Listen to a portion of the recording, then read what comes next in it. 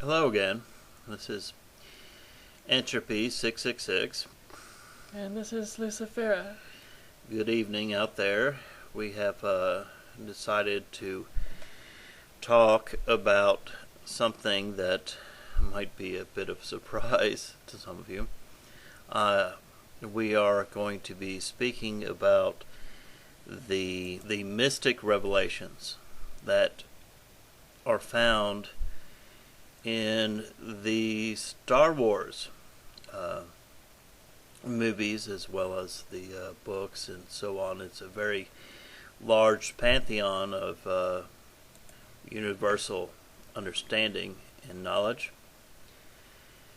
Believe it or not, Star Wars, although many of you think it's probably just for kids, is full of a lot of mystic revelations, and that is what we are going to discuss tonight.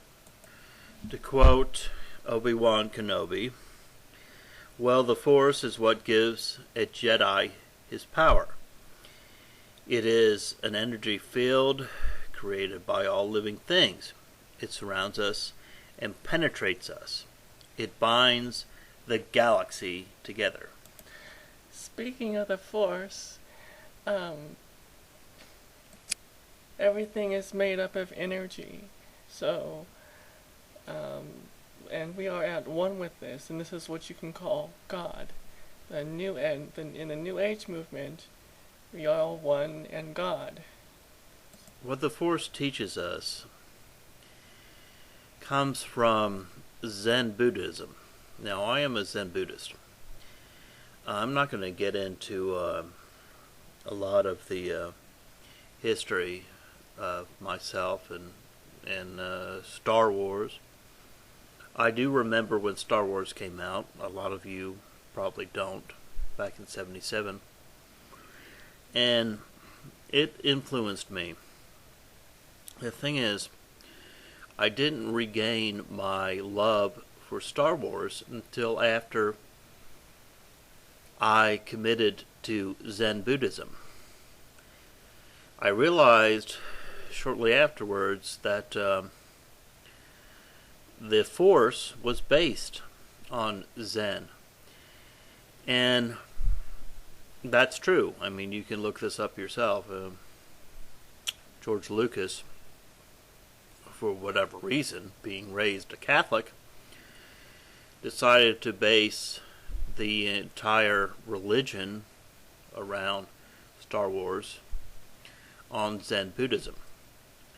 So when they say that the Force is something that surrounds us, that penetrates us, and binds us, it is nothing new for a Zen Buddhist. It's part of who we are. The thing is, people keep looking for outside themselves to try to figure out what God is. You don't have to look outside yourself. It's already within you. It's already within you. This is a basic tenet of Buddhism, Zen Buddhism.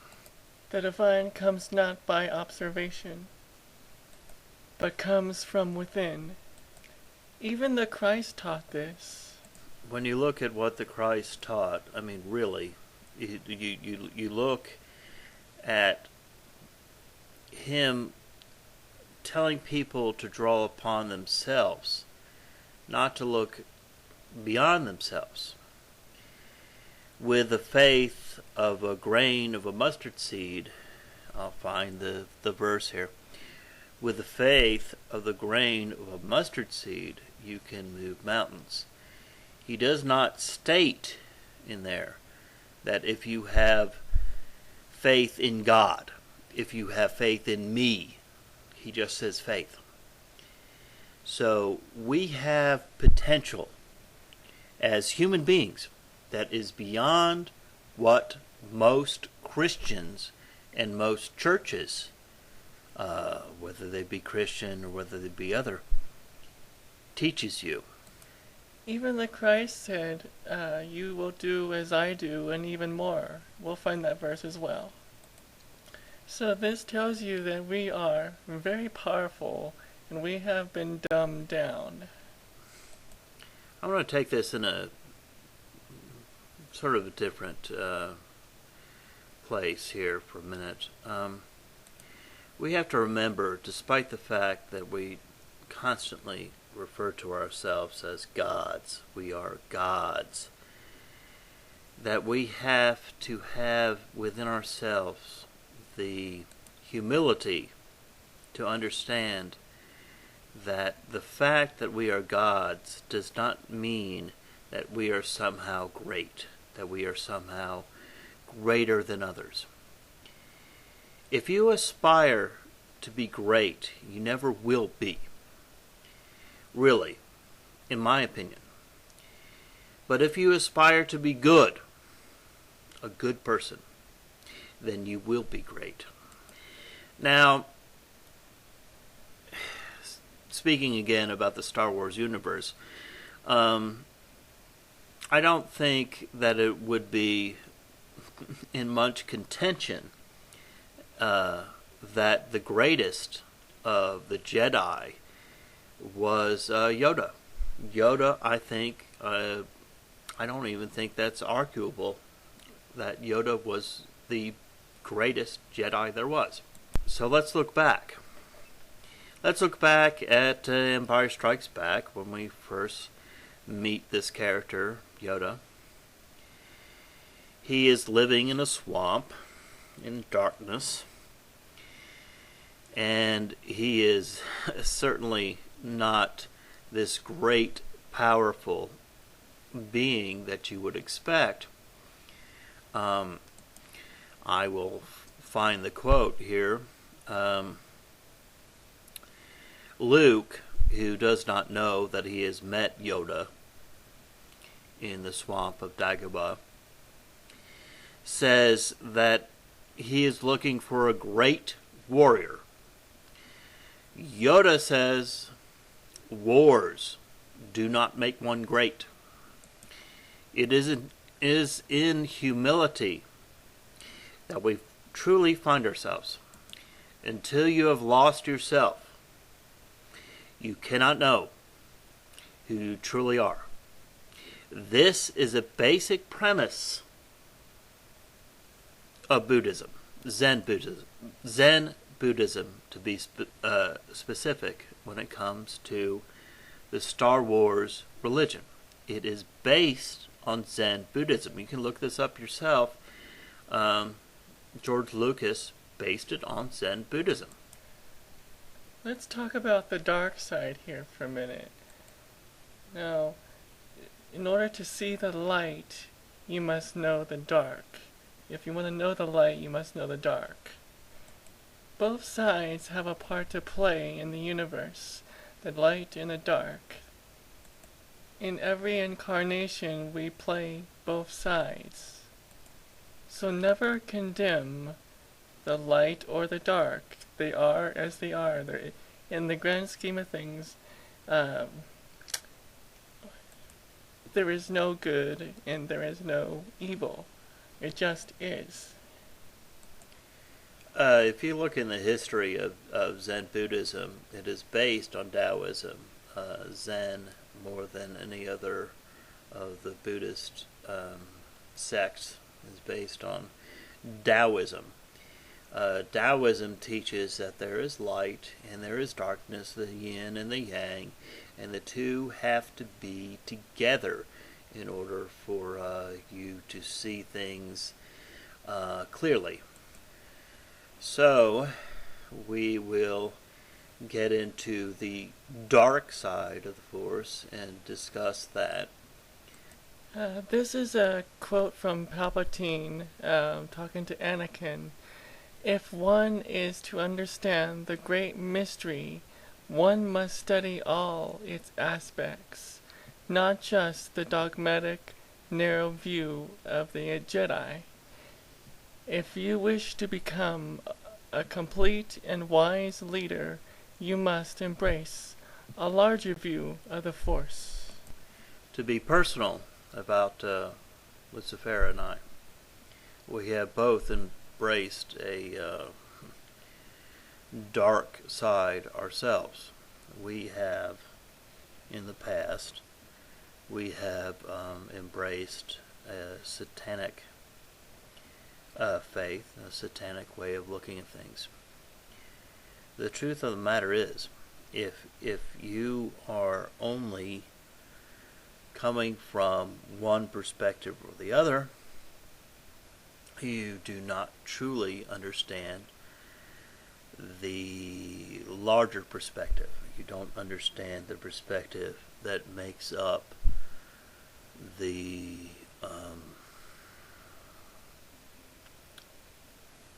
different aspects of the universe.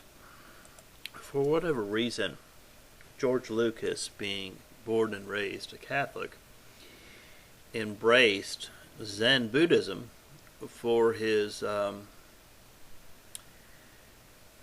movies about this religion called the Force. I personally feel that Star Wars was given to us at a time when we most needed it to reflect a future that is really it is now. It is now. Let's metaphorically look at the Christians. Darth Vader became more of a machine than a man.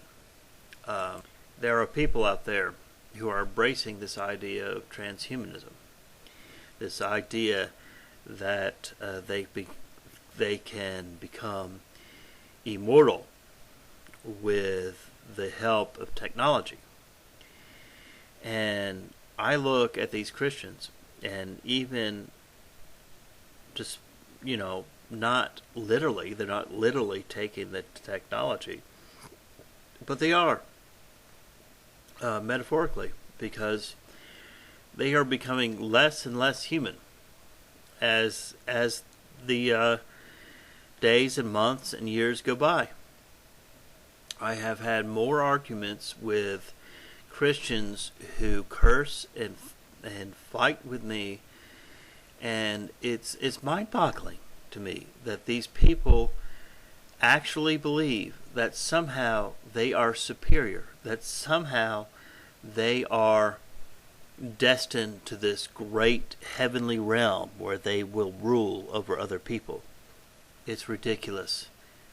It's ridiculous. These people are so inferior to any other human being. You have Christians and Jews called the chosen ones, and then you have the Nazis, you have the master race, you have the 1,000-year reign of Christ and his saints, and then you have a 1,000-year Reich for Hitler. So you see there's a lot of similarities between them and the Nazis. So Christians are very much like the Nazis. Our Christianity is very much like the Nazis. And the Emperor, Palpatine, if that doesn't remind anybody who's not a Christian of their God, Jehovah, Yahweh, I mean, come on. Look at him. Look at this hate-filled being who looks at the entire universe, the galaxy.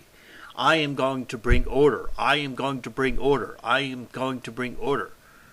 That is what this God, this Jews, these Christians, these Muslims serves. The Abrahamic religions are the scourge of this planet. If I haven't said that already, which I'm sure I have.